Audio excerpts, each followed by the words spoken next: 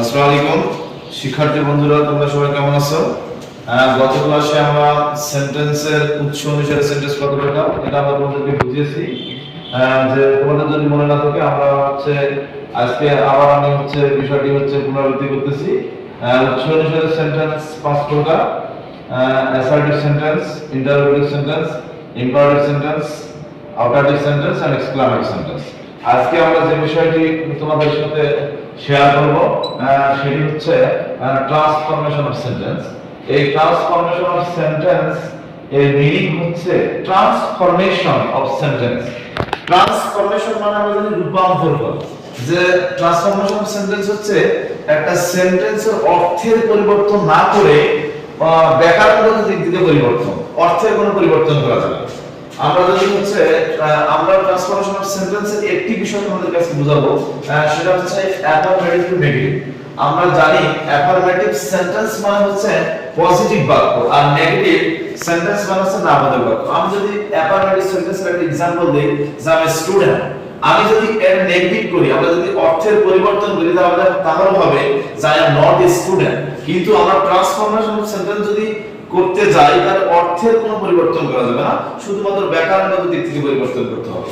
আমরা যদি তোমাদেরকে রুলস দিয়ে বুঝাই, তাহলে আমরা যদি একটা রুলস দেখো তোমরা, যে কোন অ্যাফারমেটিভ সেন্টেন্সে অনলি বা অ্যালং থাকলে এবং ব্যক্তি বুঝালে, এই অনলি দ্বারা যদি কোনো ব্যক্তি বুঝায় সেক্ষেত্রে নেগেটিভ করার সময় অনলি বা অ্যালং এর পরিবর্তে বাক্যের শুরুতে নাম্বার ইউজ করতে হবে।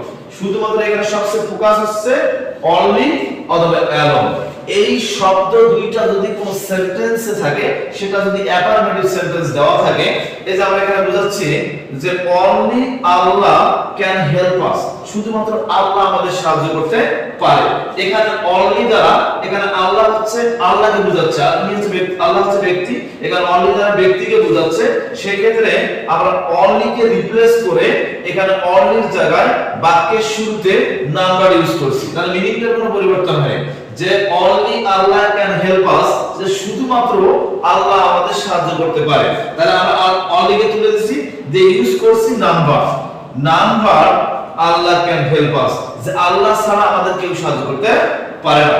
এখন কোন সেন্টেন্সে অনলি বা অ্যালং নাও থাকতে পারে, আবার যদি কোন সেন্টেন্সে হ্যাভ টু থাকতে পারে, মাস্ট থাকতে পারে, আবার কোন সেন্টেন্সে এরকম অনেক কিছু থাকতে পারে, কিন্তু সেরকম রুলস গুলো তখন পরিবর্তন হয়ে যাবে। আমরা যেটা বোঝাতে চাচ্ছি, কোন অ্যাফারমেটিভ সেন্টেন্সে অনলি বা অ্যালং থাকলে এবং সেটা যদি ব্যক্তি বোঝায় তাহলে নাম্বার বসে, যদি বস্তু বোঝায় তাহলে নাথিং বাট বসে, এবং বয়স বা সংখ্যা বোঝালে নট মোর দ্যান অথবা নট লেস দ্যান ইউজ করতে হবে। তো আজকে আমরা যে রুলসটা তোমাদের পড়ালাম এটা তোমরা বাসায় পড়ে আসবা। আমরা নেক্সট ক্লাসে তোমাদেরকে বাকি রুলস গুলো সুন্দরভাবে করে দেব। ধন্যবাদ সবাইকে।